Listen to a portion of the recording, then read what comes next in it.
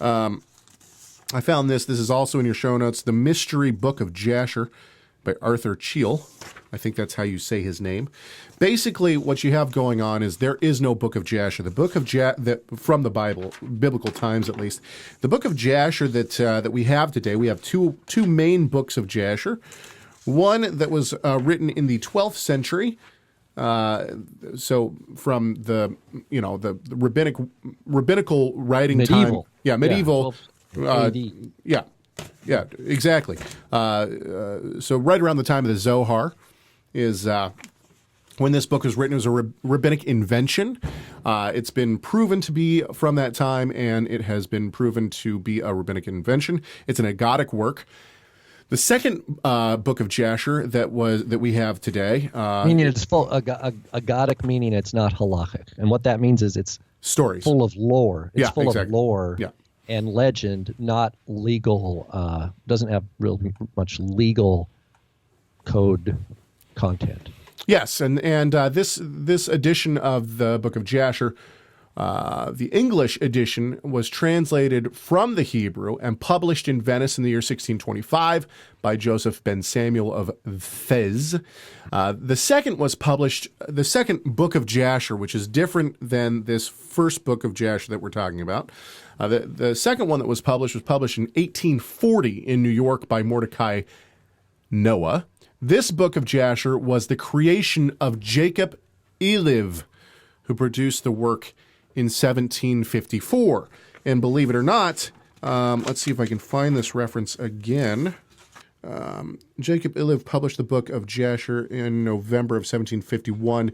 That it was a fabrication was quickly recognized, and in December of the same year, the Monthly Review of London had this to say about Eliv and his creation. The publisher, and this is a quote from the Monthly Review, the publisher, in order to give sanction to this pretended Book of Jasher, refers to the mention made to such a book in Joshua 13 and Samuel 18.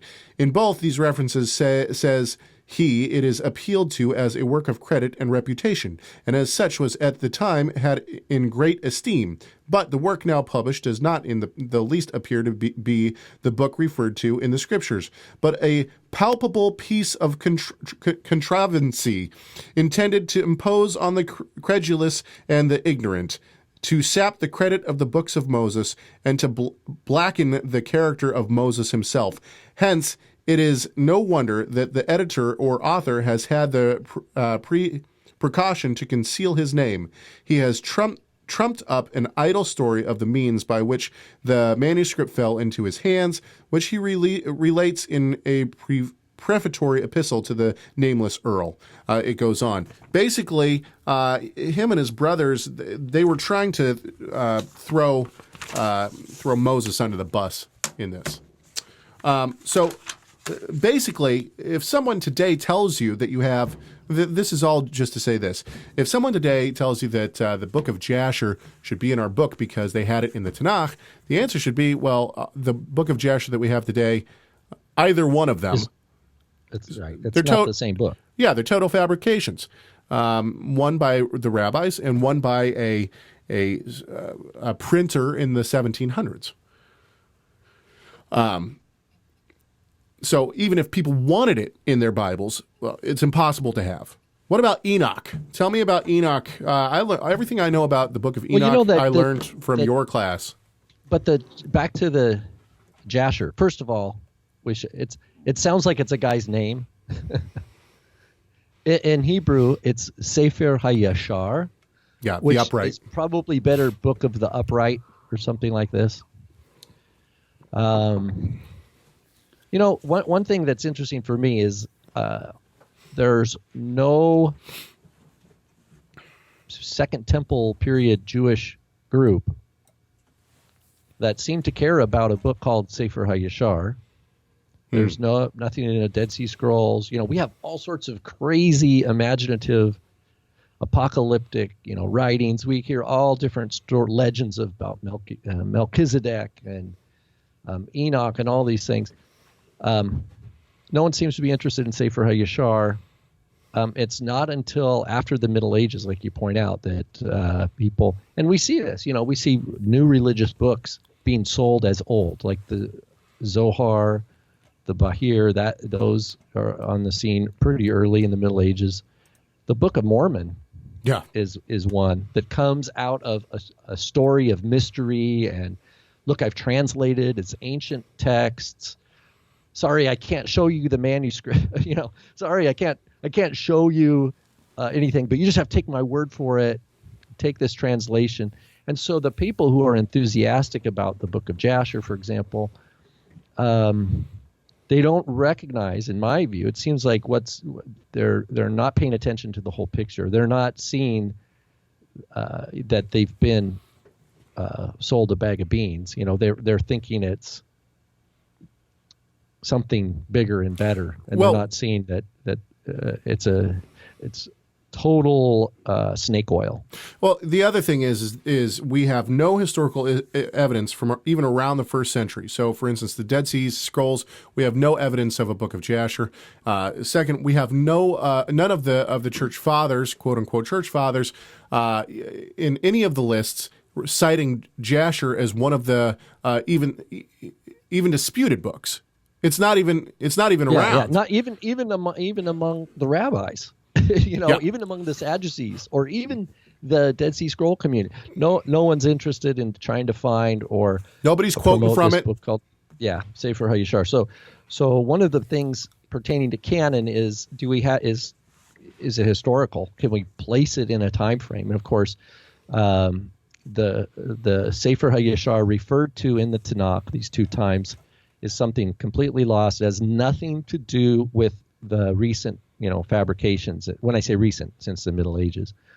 Besides that, now the Sefer HaYashar that I have is an English translation of a printed Hebrew text, but I don't know, Caleb, and this is good. I don't know if it's which of the two it comes from, but it's very, very rabbinic. It in multiple ways, and it contrasts with Enoch, and so we can kind of segue into Enoch from it. But the Sefer HaYashar, here's a few things that you can think about. The story of Genesis 6, the Nephilim, the B'nai Elohim, the Nephilim. In Sefer HaYashar, it tells the story and calls them judges. It says the judges saw. Nothing about aliens, nothing about demons or fallen angels.